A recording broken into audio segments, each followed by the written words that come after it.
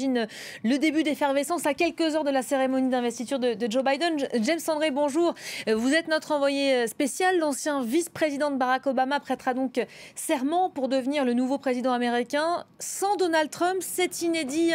En 150 ans, je le disais, le président sortant qui va quitter Washington dans moins d'une heure, a priori.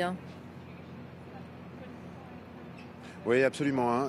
Donald Trump qui a décidé de bouder, de snober son successeur. Alors les deux hommes ont dormi face à face cette nuit. Il faut savoir que Joe Biden a dormi à Blair House. C'est la résidence des hôtes de marque de la Maison-Blanche et c'est juste en face. C'est à quelques mètres et c'est le plus proche que les deux hommes vont être aujourd'hui. Habituellement, le couple présidentiel sortant reçoit le couple présidentiel entrant. Les deux présidents anciens et nouveaux sont dans la même voiture alors qu'ils se rendent au Capitole pour une inauguration qui se fait ensemble. Eh bien, ça ne sera pas le cas. Ce qui va se passer dans une cinquantaine de minutes, un peu plus, puisque c'est à 8h heure locale, 14h chez vous à Paris, eh bien, Donald Trump va quitter la Maison-Blanche. Il va le faire dans Marine One, c'est l'hélicoptère qui est dédié au président des États-Unis. Il va aller à la base aérienne d'Andrews, Joint Base Andrews. Là, il y aura une cérémonie, il y a un tapis rouge, des drapeaux, tout cela est déjà en place.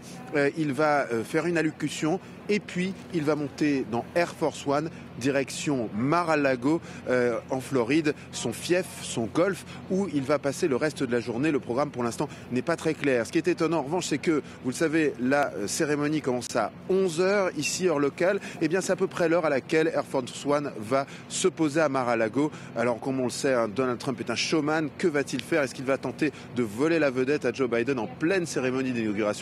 C'est bien sûr une possibilité. Côté Biden, les Biden ce matin, eux, vont avoir rendez-vous dans une église pour un service entouré de leurs proches et ils vont donc assister à cette messe. Et puis ensuite, eh bien, il y aura la cérémonie elle-même, cérémonie à laquelle va participer Lady Gaga qui entonnera l'hymne national. Il y aura lecture d'un poème, il y aura Jennifer Lopez, il y aura évidemment la prestation de serment, 35 mots qui seront prononcés par Joe Biden, la main sur la Bible, en présence d'un haut magistrat. Juste avant d'ailleurs cette prestation de serment de Joe Biden, Kamala Harris prêtera serment elle aussi. Ensuite, le président se retirera dans les quartiers présidentiels du Capitole où il signera des papiers avant de faire une revue du troupe et de se rendre à Arlington en présence d'anciens présidents américains. On peut citer notamment le président W. Bush, le président Obama, qui seront présents sur place lors de cette cérémonie.